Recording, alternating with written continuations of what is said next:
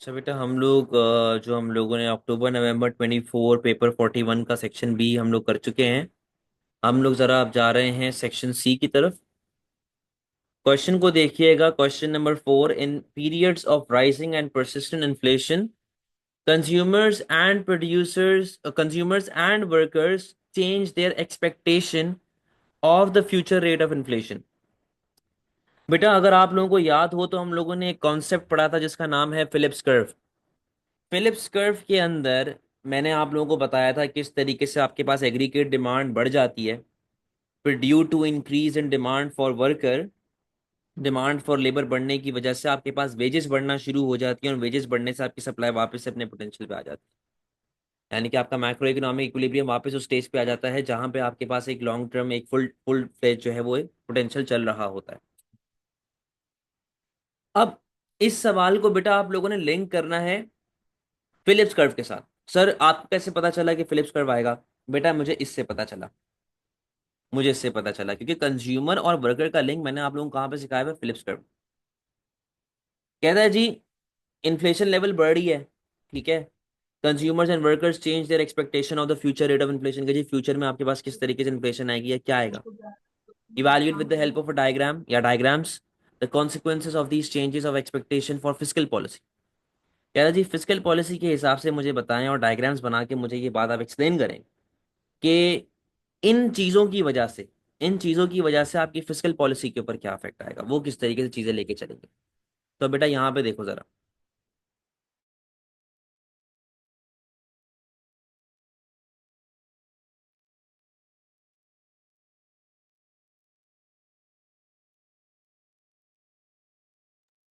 जी, तो बेटा आपका जो AO1 और AO2 होता है 20 मार्क वाले क्वेश्चन में 14 मार्क का होता है, सही है।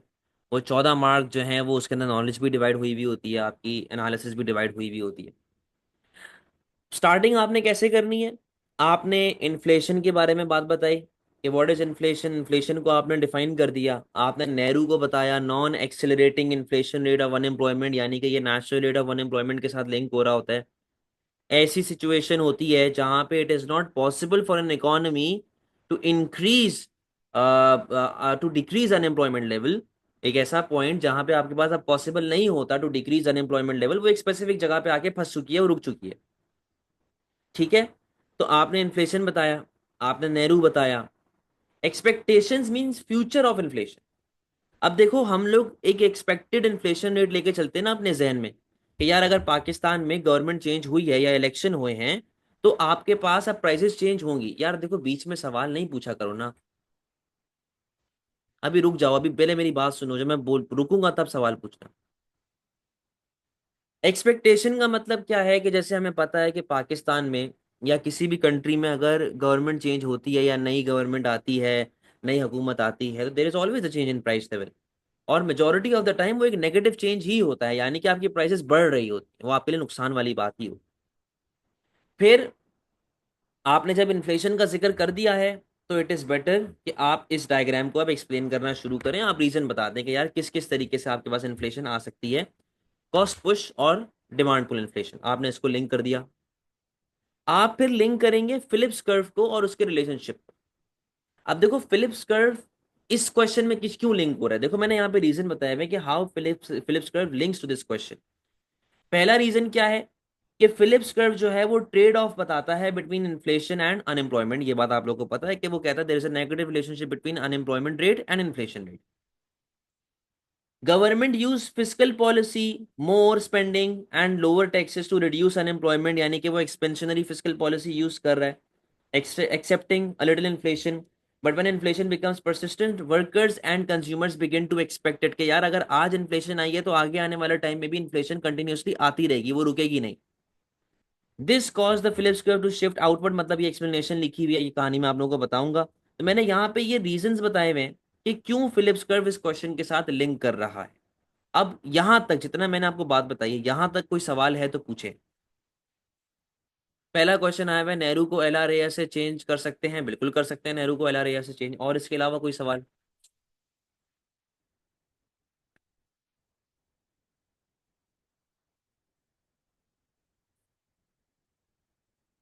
कोई सवाल तो नहीं है, यहाँ तक बातें क्लियर हो गई हैं?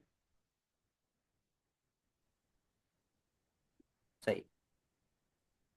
अब बेटा, जो मैं आप लोगों से जो मैं आप लोगों से बात कर रहा था कि यार हमारे पास इन्फ्लेशन जो है वो एक एक्सपेक्टेशन के तौर पे चली जाती है। जैसे कि अगर बिजली महंगी हो जाती है या फ्यूल महंगा हो जाता है तो हमें इस चीज़ की एक्सपेक्टेशन आ जाती है कि यार प्राइसेस महंगी होने वाली हैं, ठीक है। अब जैसे अभी पाकिस्तान के अंदर कोई उलट पुलट निज़ाम चल रहे हैं तो हमें पता है कि भाई प्राइसेस हमारे पास बढ़ने वाली हैं, तो हम लोग एक्सपेक्टेशन पहले से तैयार करके रखते हैं। तो उस एक्सपेक्टेशन के बिहाफ पे हम लोग अपने फ्यूचर के डिसीजंस लेते हैं, ठीक है। हम लोग फ्यूचर के डिसीजंस लेते हैं कि यार अगले साल मुझे कम से कम भी इतने पैसे कमाने हैं कि मुझ पर नेगेटिव इफेक्ट ना आए। अगले साल मुझे घर पे इतना खर्चा देना है कि नेगेटिव इफेक्ट ना आए, समझे बात को। अब आ रही है फिलिप्स कर्व की बारी। फिलिप्स कर्व की आपने डायग्राम बनाई है जहां पे आपका एग्रीगेट डिमांड बढ़ रहा है। एग्रीगेट डिमांड क्यों बढ़ रहा है और इन्फ्लेशन की डायग्राम में क्यों बना रहा हूँ, क्योंकि सवाल ही आपका इन्फ्लेशन वाला कहता है जी मुझे इन्फ्लेशन के हिसाब से बताओ, तो मुझे इन्फ्लेशन का सवाल ही यहाँ पे एक्सप्लेन करना पड़ेगा। अच्छा जी, डायग्राम आप लोगों को पता है, मुझे बताने की जरूरत नहीं है, बहुत डिटेल में ये डायग्राम मैंने आप लोगों को एक्सप्लेन की थी। लिखा हुआ भी है, explain in detail and link with expansionary fiscal policy. बेटा ये एक्सपेंशनरी फिस्कल पॉलिसी की ही डायग्राम, क्योंकि आपका एग्रीगेट डिमांड बढ़ रहा है। यानी कि आप कह सकते हैं कि गवर्नमेंट जो है वो टैक्स रिडक्शन कर रहा है और गवर्नमेंट स्पेंडिंग अपनी बढ़ा रहा है, जिससे आपका एग्रीगेट डिमांड राइट पर जाएगा, leading to decrease in unemployment. क्योंकि एग्रीगेट डिमांड जब बढ़ती है तो प्रोडक्शन वगैरह बढ़ती है, डिमांड फॉर लेबर बढ़ती है, अनएम्प्लॉयमेंट कम हो जाती है। अनएम्प्लॉयमेंट जब कम होगी और डिमांड ऑफ लेबर कम होगी तो उससे वेज रेट ऑटोमेटिकली बढ़ना शुरू हो जाता है, क्योंकि वर्कर अवेलेबल नहीं होता। फिर जब वेजेस बढ़ेंगी उससे सप्लाई आपके पास पीछे की तरफ शिफ्ट मारेगी, ऐसे देखें, सप्लाई आपकी पीछे आ जाएगी, सप्लाई ऐसा पीछे की तरफ शिफ्ट मार देगी। तो आपकी प्राइसेस कंटिन्यूअसली बढ़ रही हैं, लेकिन आपके फिलिप्स कर्व में फिर राइटवर्ड शिफ्ट आएगा। आपके फिलिप्स कर्व में फिर राइटवर्ड शिफ्ट आएगा, यानी कि आप इधर स्टैगफ्लेशन की इंडिकेशन दे रहे हैं। यहां तक कोई मसले वाली बात बेटा? थोड़ा मुश्किल सवाल है, मैं इसलिए बार बार रोक रहा हूँ, कोई मसले वाली बात?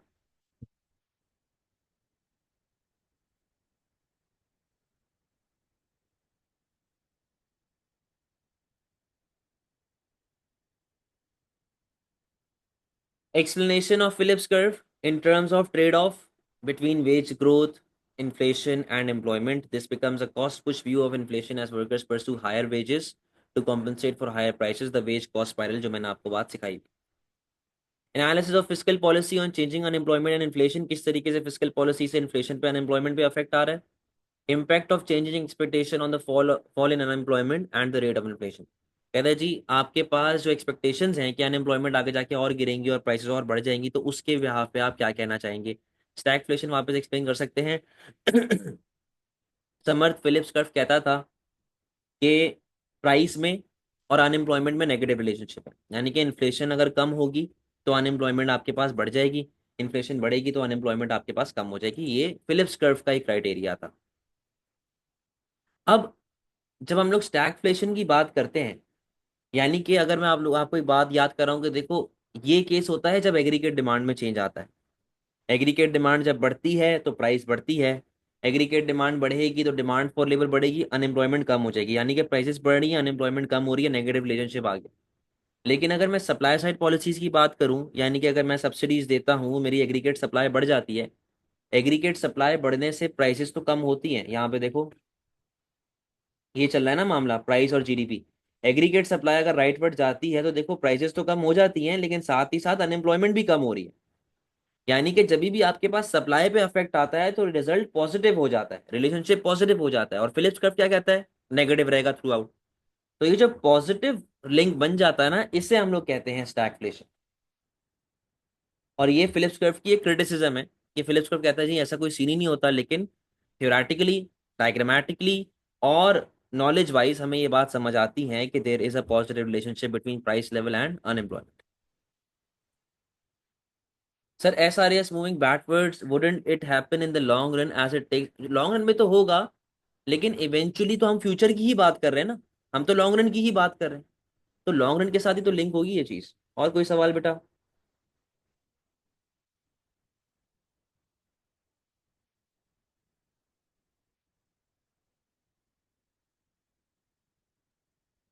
समझ गए?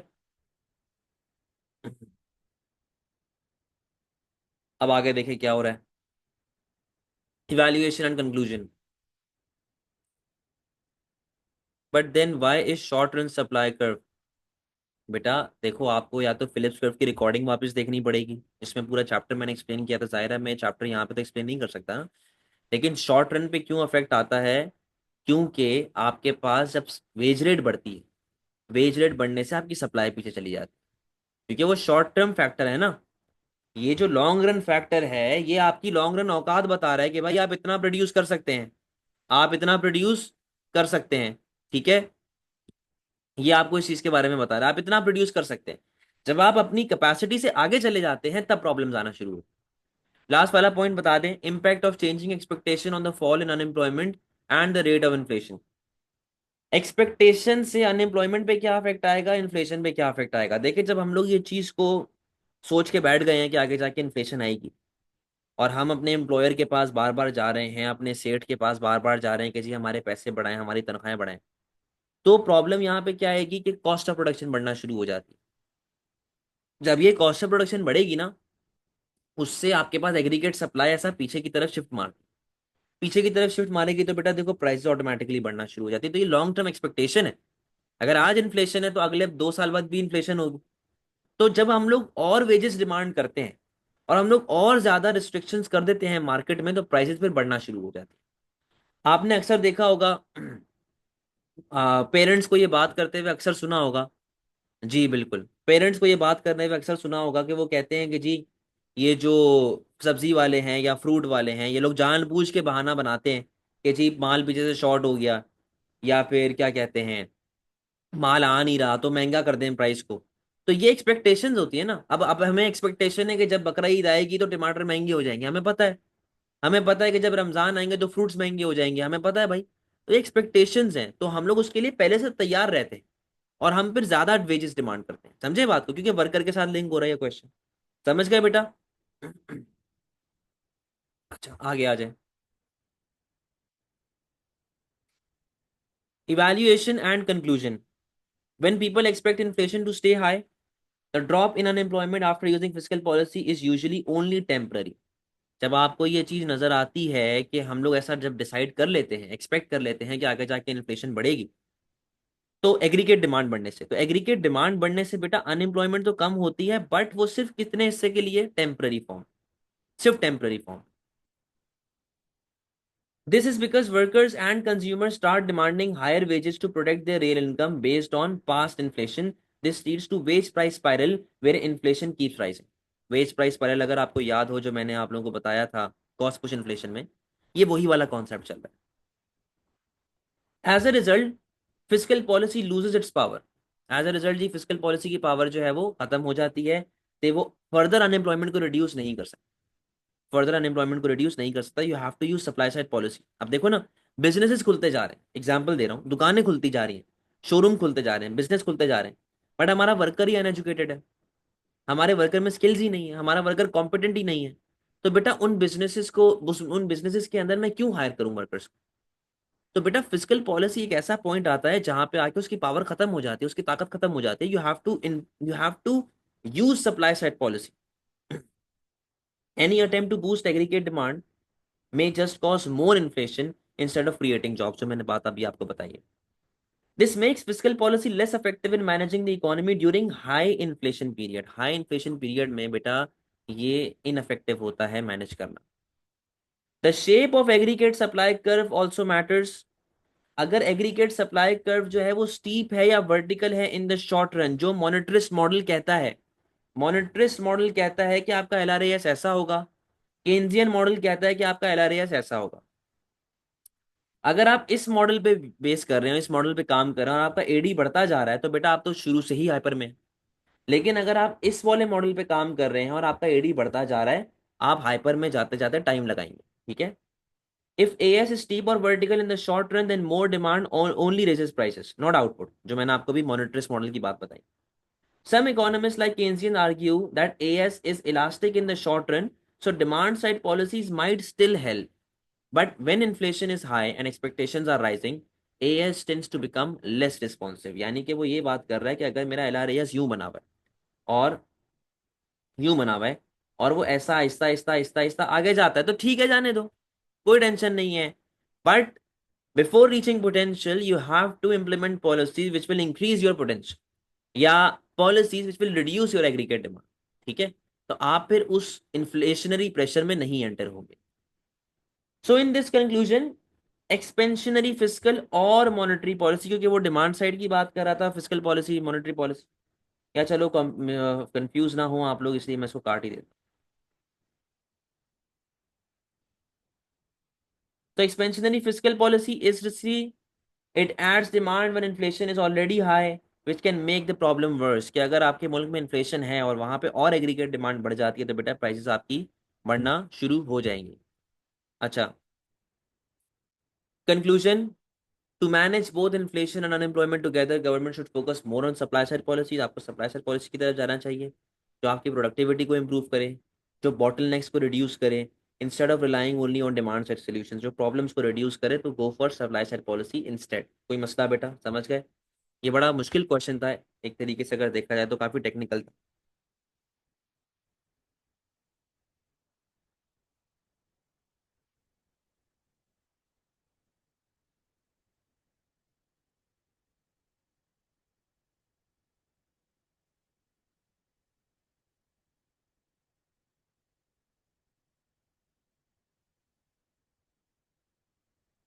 डन हो गया?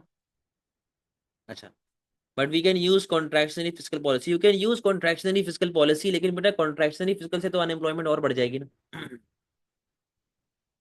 अनएम्प्लॉयमेंट, अच्छा अब देखो इसके अंदर भी एक गेम है, बात सुनना रुचित। उसने कहा था सवाल में,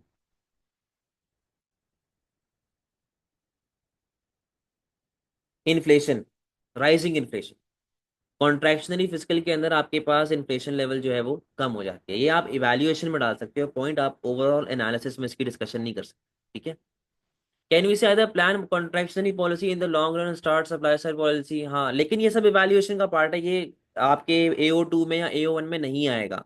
समझ गए?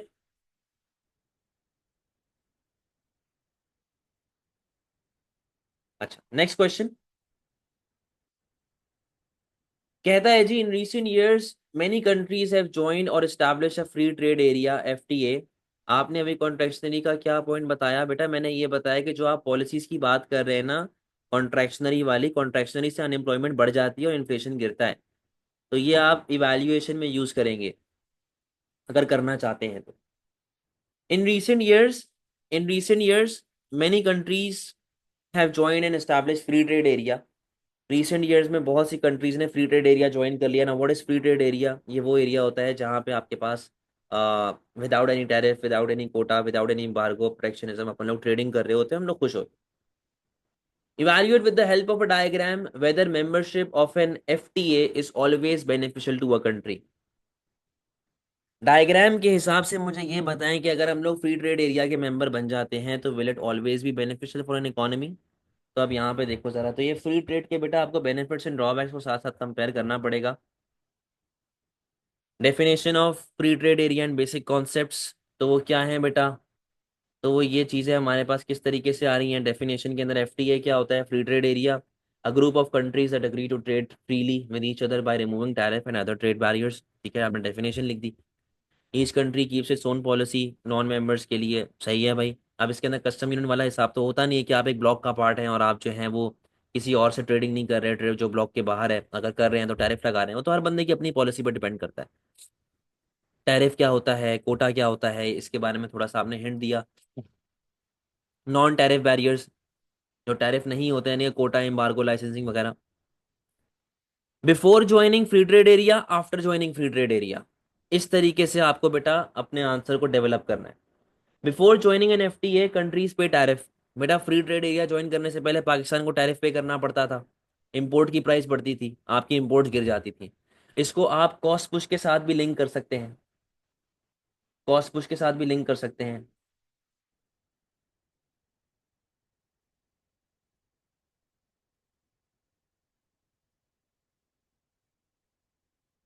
ठीक है, फिर क्या लिखा हुआ है? After joining FTA tariff are removed, import prices आपकी जो है वो गिर जाती हैं, आपके पास और ज़्यादा ट्रेड आती है। यहाँ पर बेटा आप एग्रीगेट डिमांड, इसको आप पॉजिटिव वे में भी लेके चल सकते हो, आप नेगेटिव वे में भी लेके चल सकते हो। फ्री ट्रेड एरिया के बाद बेटा अगर आपकी इंपोर्ट्स बढ़ जाती हैं तो आपकी एग्रीगेट डिमांड मुल्क की कम हो जाती है, इसको आप पॉजिटिव नेगेटिव इफेक्ट में लेके चल सकते हैं। हाँ, आपके एक्सपोर्ट्स वगैरह बढ़ेंगे, रिटालिएशन नहीं होगा, लोगों को फायदा होगा, इसको आप पॉजिटिव इफेक्ट में लेके चल सकते हैं, ठीक है। और ट्रेड क्रिएशन आप लोगों को नोट्स में जो मैंने बताया था उसकी डायग्राम आप बनाएंगे। ट्रेड क्रिएशन की आप लोगों ने बेटा डायग्राम बनानी है, जो नोट्स में बनी हुई है, ठीक है, वो आपको याद करनी पड़ेगी। In this paper second question is easier to gain mark right, can we add trade creation, हाँ उसी की मैंने बात लिखी हुई है बेटा यहाँ पे, ट्रेड क्रिएशन की आप यहाँ पे बात कर सकते हैं। अच्छा, अब माइक्रो इकोनॉमिक इफेक्ट क्या होंगे? जनरल बेनिफिट्स हैं, फ्री ट्रेड वाले बेनिफिट्स हैं। कॉस्ट ऑफ प्रोडक्शन कम हो जाएगी, रॉ मटेरियल आपको सस्ता पड़ेगा, सप्लाई साइड पॉलिसीज के साथ आप लिंक कर सकते हैं, एक्सपोर्ट्स बढ़ने के चांसेस हैं, इकोनॉमीज ऑफ स्केल वगैरह आपके पास बढ़ेंगे, प्रोडक्टिव एफिशिएंसी आती है। लेकिन again it depends upon elasticity of demand. FTA जो है वो उन लोगों को ज़्यादा बेनिफिट करेगा जिनकी डिमांड इनइलास्टिक है। फॉर एग्जांपल रॉ मटेरियल हो गया, फॉर एग्जांपल मेडिसिन हो गई, ठीक है, नेसेसिटी गुड हो गया। FTA benefit are smaller, people don't respond much to price change, यानी कि यहाँ पे किसकी बात हो रही है? इनइलास्टिक डिमांड, इनइलास्टिक, ठीक है, इनइलास्टिक डिमांड की बात हो रही है। अगर इलास्टिक मार्केट है और टैरिफ रिमूव हो जाते हैं तो बेटा ट्रेडिंग में बहुत ज़्यादा आपके पास चेंज आता है, वो पॉजिटिव वे में भी आ सकता है और वो नेगेटिव वे में भी आ सकता है। स्ट्रक्चरल इफेक्ट्स हमारे पास क्या है? तो कुछ इंडस्ट्रीज डिक्लाइन कर जाए, जाहिर है ड्रॉबैक्स भी आपने लिखने हैं, इंपोर्ट्स सस्ती होंगी, दुकानें बंद हो सकती हैं, नुकसान आपके लिए हो सकता है, पोल्यूशन हो सकता है, एफटीए वगैरह के लिए प्रॉब्लम्स क्रिएट हो सकती हैं। Macro economic effects, if exports increase, आपके export minus import, aggregate demand बढ़ेगा। इंजेक्शन विड्रॉल की आप डायग्राम यहाँ पे लिंक कर सकते हैं, एग्रीगेट डिमांड इंक्रीज की डायग्राम बना सकते हैं, पॉजिटिव मल्टीप्लायर आपके पास आएगा। लेकिन अगर इंपोर्ट ज़्यादा है और एक्सपोर्ट्स कम है तो बेटा बैलेंस ऑफ ट्रेड खराब भी हो सकता है। बेटा इन इलास्टिक डिमांड के लिए क्यों बेनिफिशियल है? वो इसलिए बेनिफिशियल है क्योंकि आपको रॉ मटेरियल सस्ता पड़ेगा ना, आपको मेडिसिन सस्ती पड़ेगी, आपको नेसेसरी गुड सस्ता पड़ेगा क्योंकि अब टैरिफ तो हट चुका है, समझे? अच्छा, अब यहाँ पे आइएगा, क्या लिखा हुआ है? FTA membership can bring big benefits like lower prices, more consumer choice, and better efficiency. Firms can access cheaper input वगैरह, leading to cost saving advantages to boost GDP वगैरह। ये देखो मैंने उसको जनरल बात बता दी कि भाई देखो इससे आपको ये फायदे, एक सेकंड में इसके बारे में बताता हूँ कि इससे जो है आपके पास ये फायदे आपको मिलना शुरू हो जाएंगे। How ever benefit depends upon किस पे? Type of good, elasticity and structure of economy. अगर इकोनॉमी की इंपोर्ट्स ज्यादा हैं, यानी कि हम लोग इंपोर्ट्स पे डिपेंडेंट हैं, तो हमारे लिए बड़े मसले वाली बात, क्योंकि आपके लोकल बिजनेसेस अफेक्ट होंगे, आपका जीडीपी अफेक्ट होगा, आपका बैलेंस ऑफ ट्रेड अफेक्ट होगा, ट्रेड डेफिसिट होना शुरू हो जाएगा। Local industries that can compete में shrink, causing job losses in the short run. Also, not all production shifts are good. Some countries may start exporting dirty or polluting industries to other FTA members, harming the environment. इसका मतलब क्या है? आप यही सवाल पूछिए ना, polluting industry आपके पास क्या होती है? बेटा इसको इस तरह समझें कि हम लोग एक ऐसा प्रोडक्ट दूसरी कंट्री में एक्सपोर्ट कर रहे हैं जो कि सोसाइटी के लिए हार्मफुल है, मतलब कि उसका कोई रिसाइकल नहीं कर सकते उसके वेस्ट को हम लोग, या फिर वो एक नेगेटिव इम्पैक्ट छोड़ता है सोसाइटी पे। या आप ये कह सकते हैं कि कोई एमएनसी खुल गई है पाकिस्तान में आके जो कि पोल्यूशन कर रही है, तो ये एक मसले वाली आपके लिए बात क्रिएट हो सकती है कि वो आपकी सोसाइटी को नुकसान पहुंचा रही है। Inelastic demand for some goods may mean tariff removal has little effect. लेकिन बेटा आप उस इनइलास्टिक वाले गुड से टैक्स रेवेन्यू भी तो कमाते थे, अगर गवर्नमेंट ने टैक्स रेवेन्यू हटा दिया, टैरिफ हटा दिया, तो फिर आपको टैक्स रेवेन्यू तो मिलेगा नहीं, समझे? Conclusion, FTA membership is often beneficial but not always. कहता है जी फायदेमंद हो सकता है बट जरूरी नहीं है हमेशा फायदेमंद हो। It depends on what the country produces, how comparative it is, and how well it can manage job losses and trade imbalances. कहता है कि जी ये किस पे डिपेंड करता है? कंट्री क्या प्रोड्यूस कर रही है, कितनी कंपैरेटिव है, और ये किस तरीके से अपनी जॉब लॉसेस को मैनेज कर रही है। कि अगर कोई फर्म, डोमेस्टिक फर्म बंद होने, कोई अगर डोमेस्टिक फर्म बंद हो जाती है और वर्कर उससे बेरोजगार हो जाता है, तो गवर्नमेंट के पास कितनी रिसोर्सेज हैं कि वो उसको किसी तरीके से मैनेज करें, उसको हेल्प करें। To maximize benefits, government should pair FTAs with training, environmental control and trade adjustment policies। यानी कि अगर आप एफटीए की तरफ जा रहे हैं बेटा, अगर मैं दो रेसलर्स को रिंग में उतार रहा हूं तो मुझे दोनों को ट्रेनिंग बराबर देनी चाहिए ना, दोनों के बराबर के रेसलर होने चाहिए ना। तो अगर आप किसी कंट्री से रेसलिंग कर रहे हैं तो आप अपनी कंट्री को तो पहले बेहतर करो, अपने वर्कर को तो ट्रेन करो पहले, अपने एनवायरमेंटल कंट्रोल को तो देखो। अब देखो कोई भी कंपनी अगर यूएस जाती है, यूके जाती है, वो लोकल बिजनेसेस को इतना हार्मफुल अफेक्ट नहीं डाल सकती, क्योंकि उनकी गवर्नमेंट की पॉलिसीज ऐसी है। वहां पे रहने वाले लोग ऐसे हैं, उनको समझ है चीजों। समझे बात? तो ये बेटा आपका जजमेंट यहाँ पे एंड हो जाएगा। कोई मसला, कोई प्रॉब्लम, कोई परेशानी?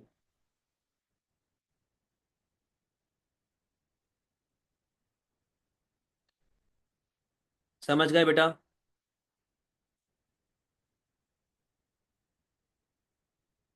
सेट है? चले बेटा, आज के लिए इतना ही है, जा सकते हैं। अल्लाह हाफिज।